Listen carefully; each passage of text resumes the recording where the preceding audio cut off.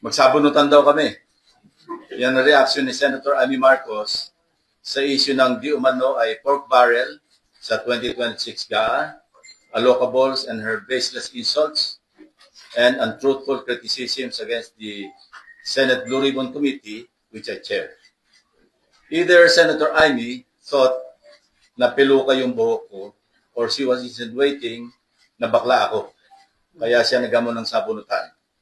On both counts, I say nothing can be farthest from the truth. Una, hindi po peluka ang aking buhok. Idugtong ko na rin na walang peke sa mukha ko. Hindi rin pustiso ang ngipin ko. My teeth are all mine. Ulitin ko, walang peke sa anumang bahagi ng aking mukha. Pangalawa, lalong hindi ako bakla. At kung iniisip ni Senator Amy na bakla ako, wala siyang maaaring makita na macho dito sa mundo.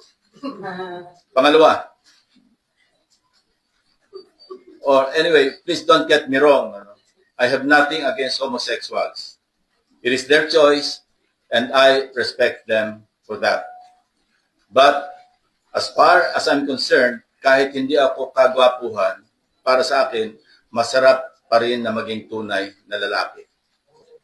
At tulad ni na Tito Soto at Kiringo Hunasan, macho din po ako. Lalaking lalaki. Period.